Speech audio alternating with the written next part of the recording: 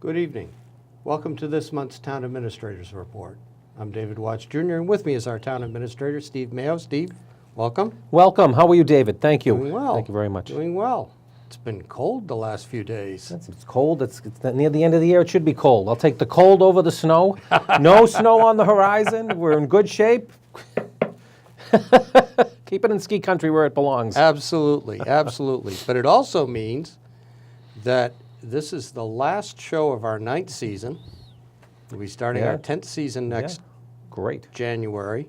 And this is our annual year-end review. Wrap it up the year, 2018. You know, every year has its ups and downs, has its changes, it has its items that maybe you expected to be a big splash and that they weren't, and then you have items that came out of the blue that you had no idea they were even happening. So we can't control our inbox all the time. It's been a busy year. Yeah. All over the town, which has been great. And of course, you know, one of the first things that happened this year was our Superintendent of Schools, Kim Smith, retiring after 30 plus years with the school system. 30 plus years in the school system, hired to kickstart our music program. And boy, didn't she. And boy, didn't she. Yeah. And it was kind of a very, very synergistic because, for me, because my dad, as superintendent of schools back then, hired Kim. So I kind of feel bad that she left while I was here. That's like the 5th superintendent in our 9 seasons we've gone through. I don't know if it's me. I don't know what it is, but you know, Kim was a great partner. Really had the pulse of the kids in the system, and that was never more evident than at her retirement party. How a lot of these kids came back, and I say kids because my kids were there too. Sure, I can say sure. That came and sang and did skits and did what have you, and it was really quite a moving night, and I was very honored to be there. I'll miss her. Kim still owes me a drink and dinner up in Algonquin, Maine, so if she tunes in and watches, I'm going to cash in on that. So, but really did a great job and had a lot of great things. Was here for the beginning, moving some big curriculum things open, really got through the Galvin when that started to open up, and started the Walton School, which we finished too. So meanwhile, keeping all the buses moving on time and keeping education going. So. But also you, and Chief Smith were also instrumental in forming the Human Rights Commission 3 years ago. 3 years ago, yeah. We did a lot of good things. Yeah. Absolutely. So Absolutely. she will be, is missed, and she came back for the opening of the Walton School the other day, or last month, I guess, when we had the joint meeting of the two, to the town council and the school committee. It was great seeing her then and seeing, really had a lot of passion and moved the district forward. So I'm grateful as a town administrator, as a taxpayer, as a citizen, and as a parent. So I got to know her on many levels. She also got quite a send-off as Grand Marshal of the 4th of July Parade this year. Yes. A number of band kids returned to walk behind the carriage. It was really cool. Very cool, very cool. Yeah. The other thing that we've talked about at least once a season is the lake. And that's becoming more and more of an issue, especially this year. The quality of the lake for a lot of the summer was so bad. The worst we've seen yet. Yeah. Looks good right now. Always looks good. It always cold. looks good in the winter. Nobody's going out and swimming it. I think we've gone through a lot of study on the lake, and I think maybe at a future show we'll have our town engineer on and have our stormwater manager on to kind of talk about the next steps. And I think have looked at a lot of different options. It's a very complicated issue to look at, and there's different theories on how to best improve the lake. There is a school of thought that says that we should just open up all of the gates coming in and flush it, and that'll eventually flush itself out. There's another school of thought that we need to do more aerating there, and we need to do more weed harvesting and get rid of that, dredging it like we've done before. There is a school of thought out there that it should be chemically treated. I will have to say, for someone that does not have a science background on it. I remember that we did that once before, so I'm very leery of that. In the 70s we did that. Especially considering the material used at the time. What was used at the time, arsenic. But I think we are getting that committee did a great job in really flushing out all of the different options. And I think we're getting to the point now where we understand them a little bit more. We understand what may work and what doesn't work from other people's, that have the same issue in the North.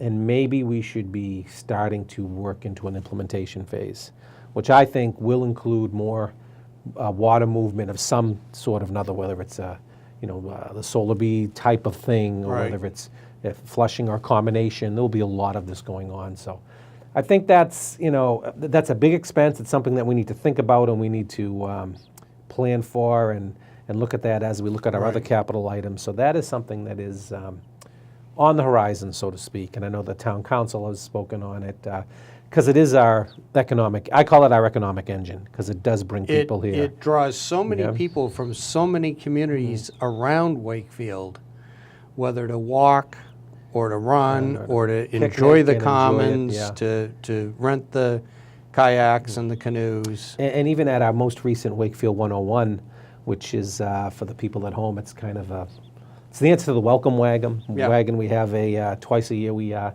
Anybody who's moved new to Wakefield, we have like a little expo. They can go by and see different departments, what have you. The number one reason that people were saying that brought them to Wakefield as newcomers was the lake. I thought it was me, but it was really the lake. So above everything else. So that was kind of interesting. And maybe that tells us, hey, we should be putting more into that, so people that kayak like yourself have a better experience. So. Right. I actually decamped for North Reading this summer. It was so bad. Yeah. The algae blooms were just horrendous. Yeah. Once it turns, you can almost see it turning too. Oh yeah. You can see it blue and then it looks a little greenish, and then the next day you come by and it's like, oh. It's just slime city. Yeah, I know. That is something. But for a long time, it was self-flushing. Yeah, it was for years. Yeah. Years, but until the development up in that northwest corner. 128 has come in. Some of those tributaries have been blocked. Yep.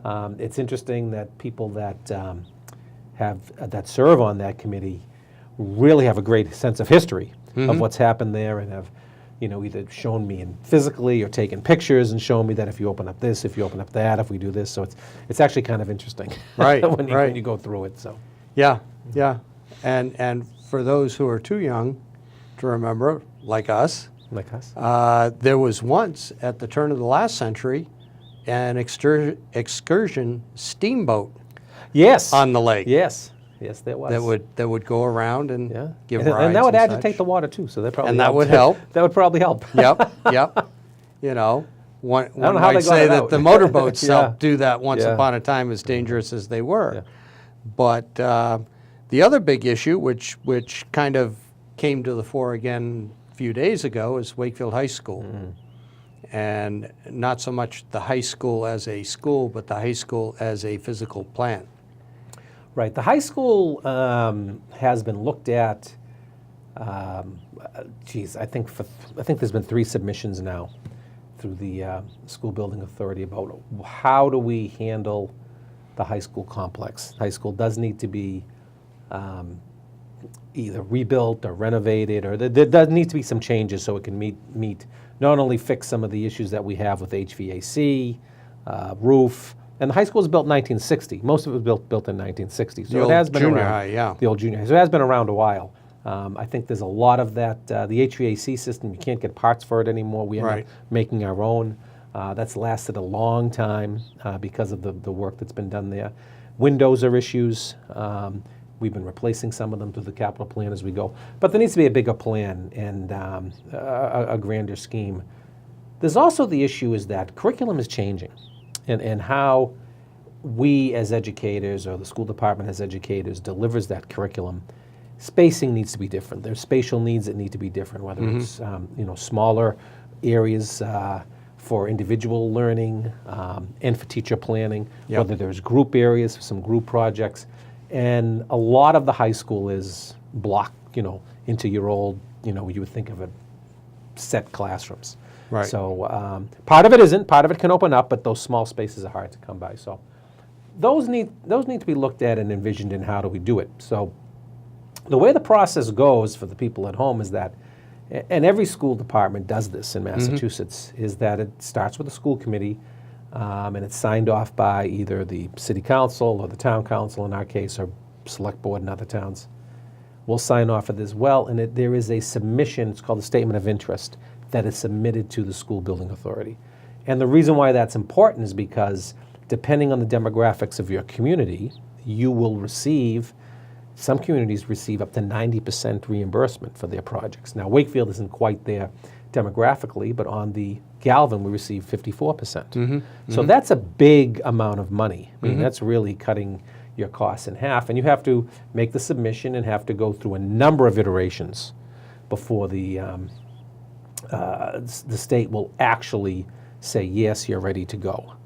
So we've been through that a couple of times. They did do what they call, I guess they call it a senior site visit at the state.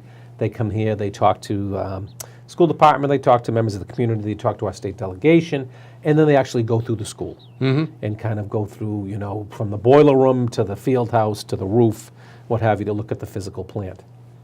Unfortunately for us, for Wakefield right now, although we see it and we live with it and know that things need to be done there, we're not so bad. That's the SBA's words. There are other communities that have much more dire needs in both the physical condition of their building as well as overcrowding. We don't have an overcrowding issue. We have enough space. We might have areas of curriculum that have needs that there isn't enough space for them in this particular area, but the school itself. So we went through the first round. We got brought in, and we didn't make the second round. So now we have to regroup. We know that something needs to be done. So we will spend probably a good part of the Christmas break, or so to speak, poring over some of these reports and seeing what we should do. Right. Should we look at this differently? Should we go for a repair renovation project? Should we look at this whole thing differently? Should we resubmit with some different caveats? I've spoken with our delegation, spoken with the superintendent. I've spoken with members of the school building authority, and we're all looking at what is the best way to get in there, because there's a limited pool of money in high schools. To rebuild a new high school costs a lot. So how many buildings can be brought in? How many communities can be brought in? I mean, there's a numbers game for them. Right.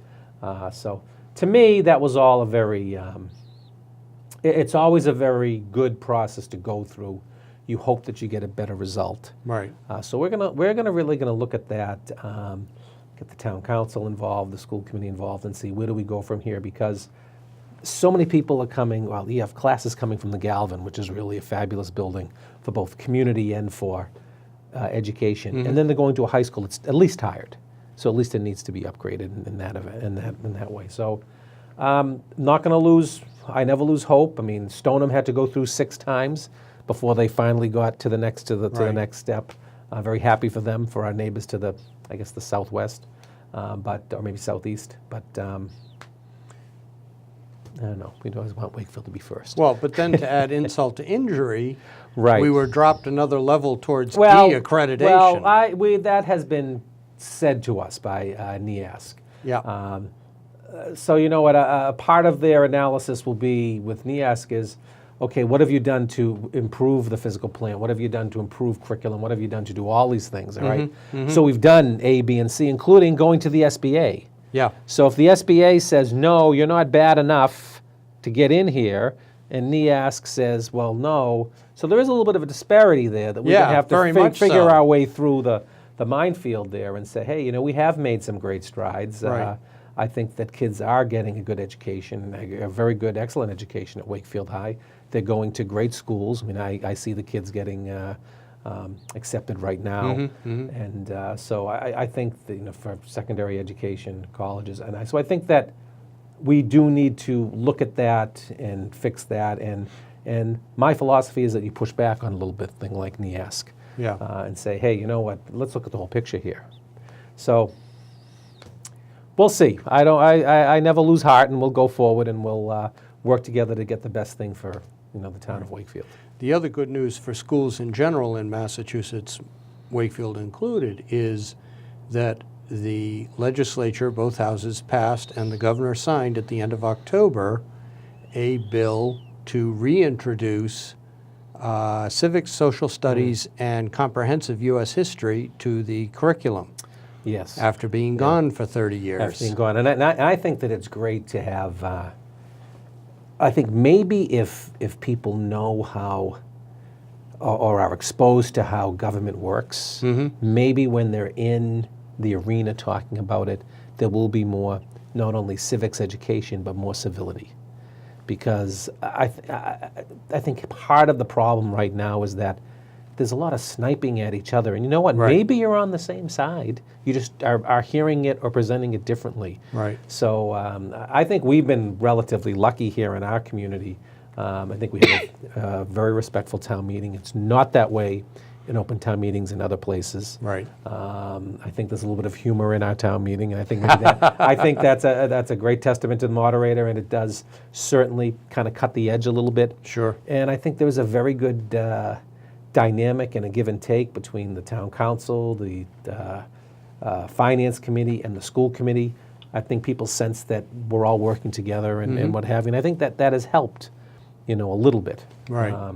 But fighting that against what is a national tone is really very difficult. Right. But I think that you saw that, see that in our town meeting, and it was actually pretty, it was good. It was proud to be a Wakefieldian and proud to go through it. So I liked it. And we've also, for whatever reason, so far escaped some of the really difficult situations that have been going on right next door in Reading, which have hit the national news. We've had, not to say that we haven't had, some incidences of ignorance and hate. I think that, there is always the question about how do we respond to those. We've talked about that at the human rights meetings. We have. We've talked about that outside of that.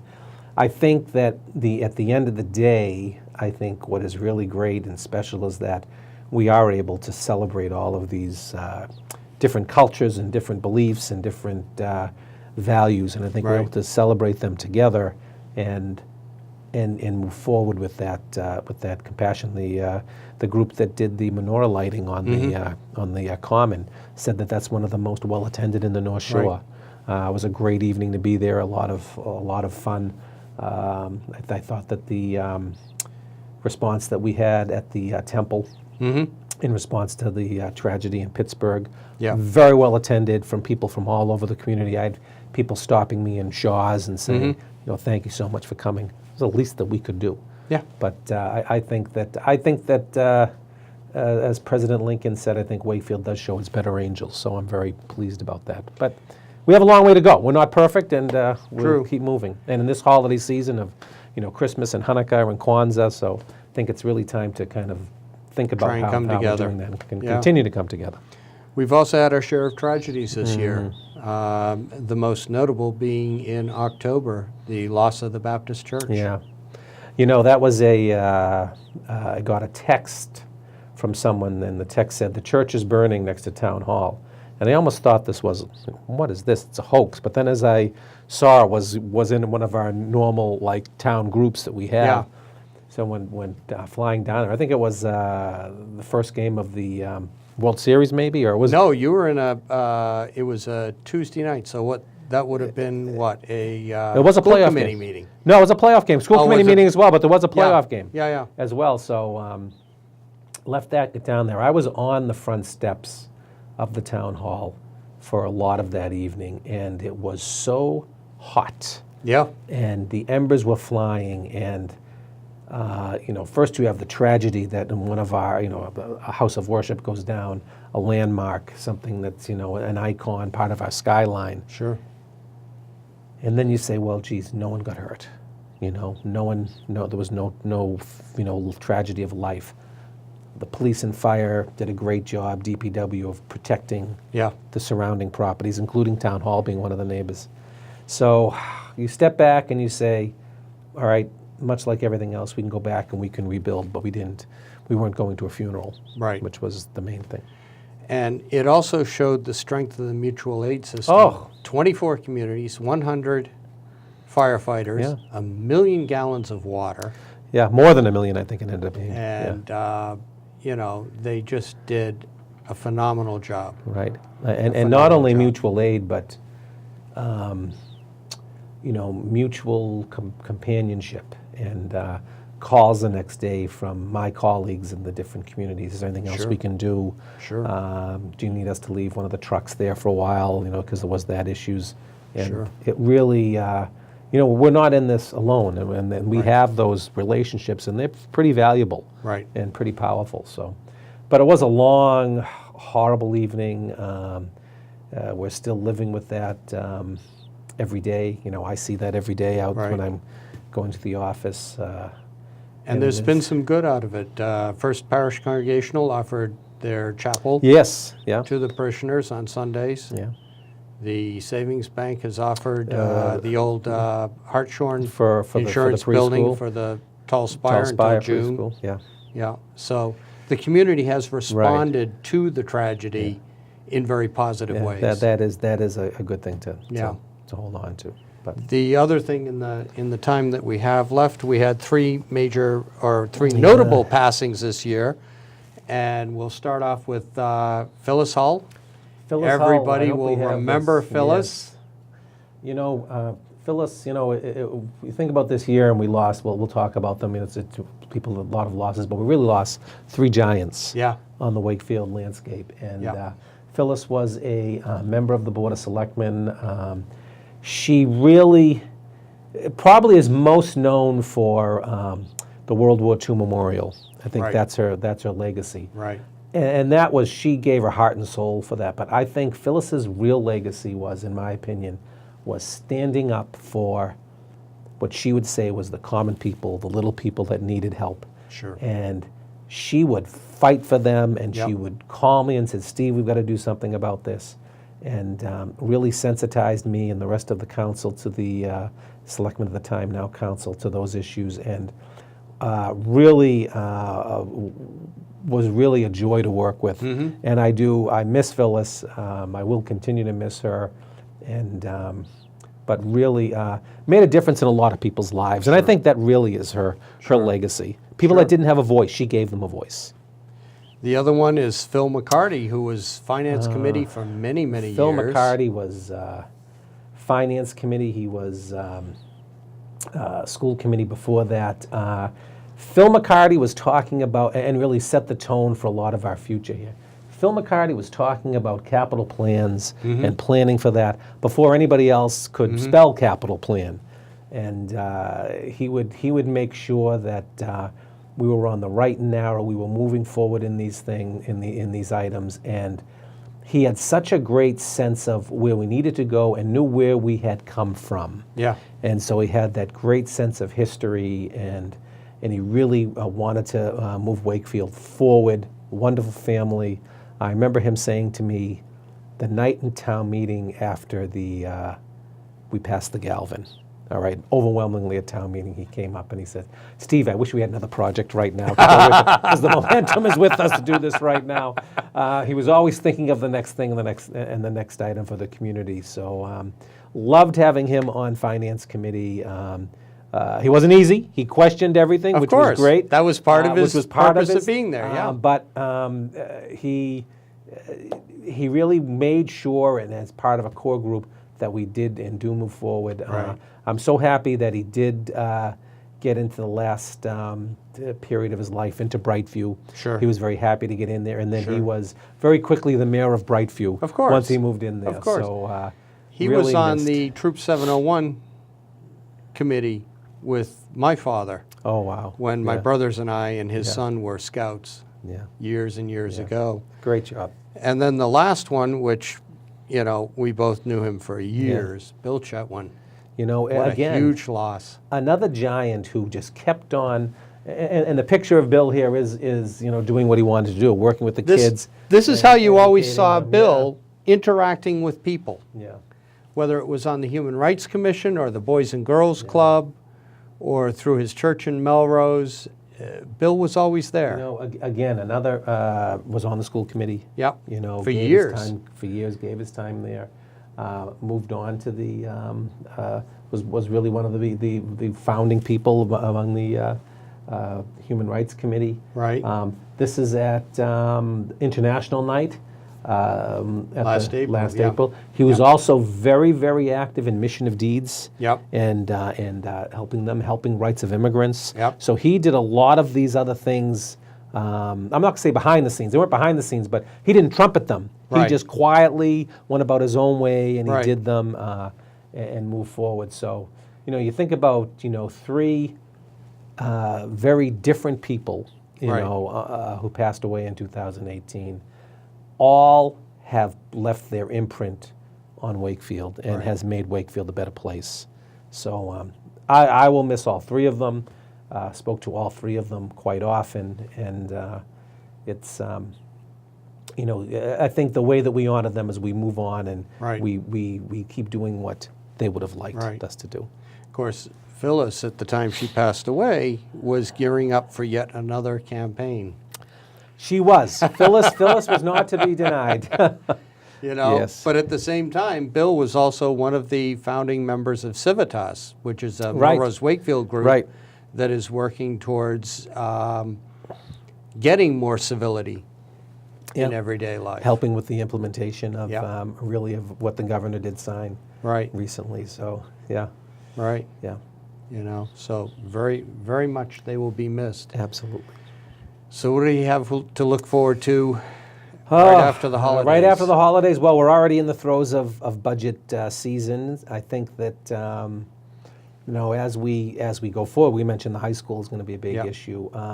I think that what is becoming one of our major, I guess they're all major focuses, but what's becoming a major focus is that we really need to continue to put resources in the area of